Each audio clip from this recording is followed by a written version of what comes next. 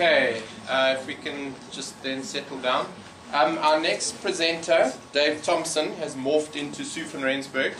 So Sue's going to do the presentation on behalf of Dave from Scion, and it's going to be focusing on developing an alien plant identification platform, a case study from Kruger National Park. Thanks, Sue. I see I've got 10 minutes. You have 15 minutes now, unless you want questions. Guys, I must apologize in advance. I'm going to read off notes because this is not my project.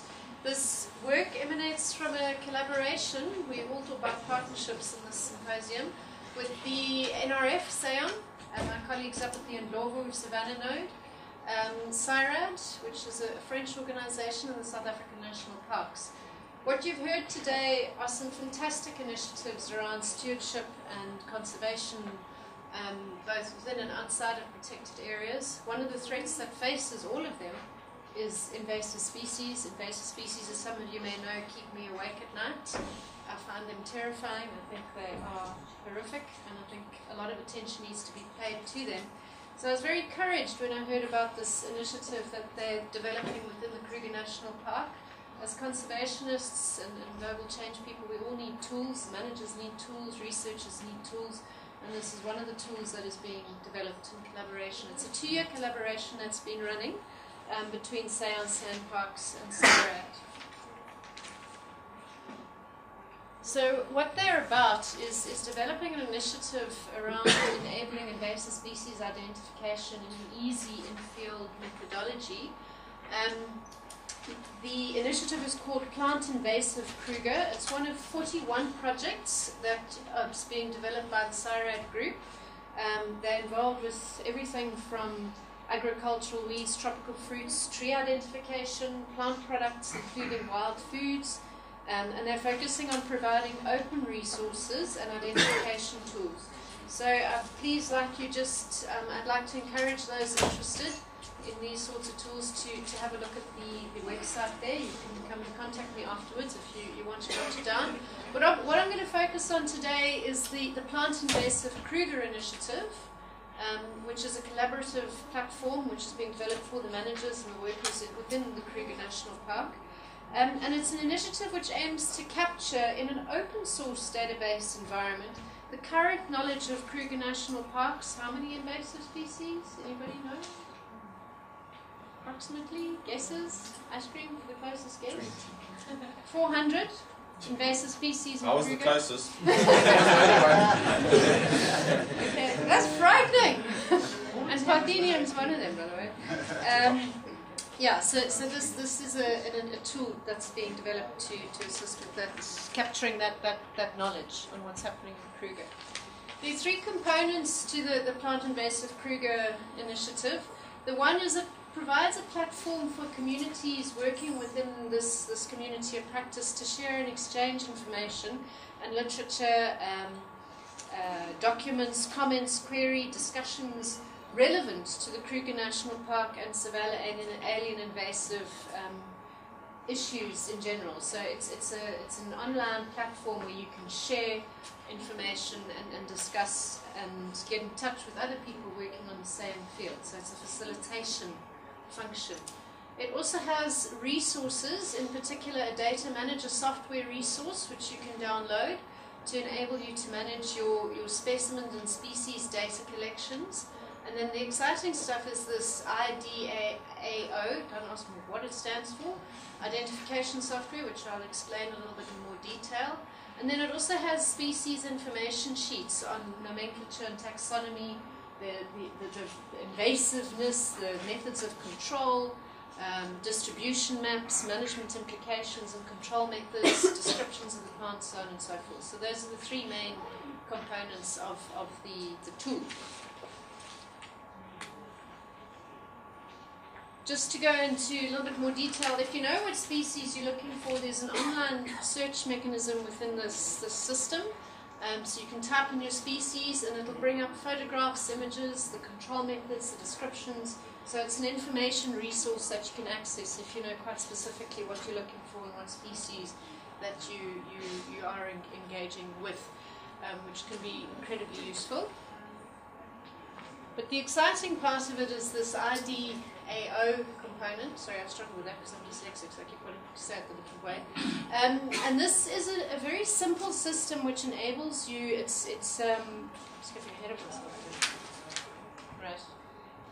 When you don't know a species, you come across, and I think it's happened to a couple of us, you're walking in the field, you come across something that just doesn't feel right. You suspect it's an invasive species, you don't know what it is, and you don't have any heavy books in your backpack.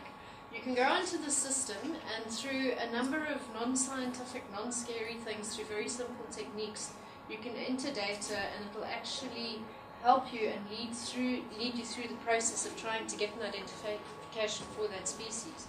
So here we're moving from clipboards to gadgets. This is something, that's, it uses a multimedia approach, it's computer aided, user friendly, I like that. You can put it on mobile devices, compatible smartphones, PDAs, tablets. I thought that's what you took when you got sick, but I'm getting old. Anyway, it allows on-site identification and it's access to resources and immediate management intervention if appropriate. If you can imagine, if you're a section ranger and you're walking through the bush and you've heard about something called Parthenium or Chromalina or some emerging weed, and you're walking there and you find this thing and you're not 100% sure, and you've got access to a tool like this where you can immediately look it up, check it out, identify it on site, and you know, if it was me and I identified it as Parthenium, I'd put it out if it was the only plant. If it's a big invasion, then obviously you've got to go for another method. The way it works is what was it's got a complicated word anyway. So it's a drop-down and stepways nested Windows design. So using 5 basic sort of features, for example, fruit, flower, simple leaf, margin, sap, and habitat type, you can go into these drop-down stepwise lists and look for the information which matches the plant that's sitting in front of you. And you can say, okay, well, those are its leaves there, that's the kind of fruit. It's got that sort of flower, and its leaf is simple with a serrated margin and whatever the apex of the leaf is. And through going through this process and logging the data into the system, it eventually spits out a series of tables, what they call candidate species, they're listed, with the degree it gives you the certainty to which you've actually managed to potentially identify that species, and that through the photographs that it has on the system that you can then access through that listed table, and the photographs you can verify your identification. So you've got the plant, you go through this tabulated process of trying to figure out what it looks like, fairly simple kind of thing I like to use, and then you can look at the verification afterwards and give an output. And then of course you've immediately got the access to the information around that species and what sort of list it is, and gives us the likelihood of that particular species. Okay, so this is just one example of a partnership.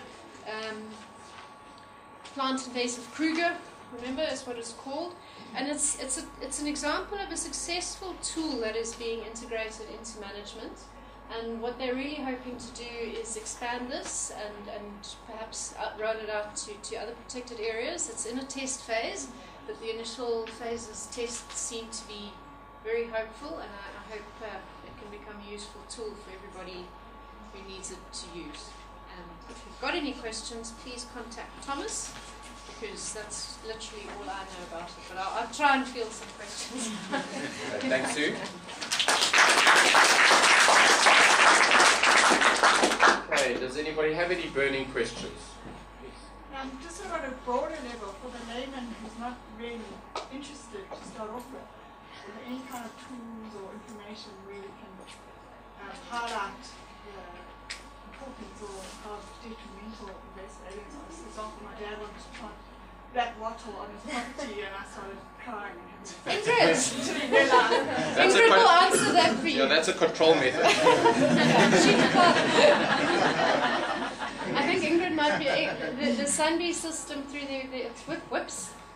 It's got a fantastic online system as well, which gives you a lot of, there's heaps of information around alien invasive species. The Global Invasive Species Program is one site you can look at, which, I mean, I started alien plant control programs in Tanzania. Nobody there knew what an alien plant was when I got there. And if you just do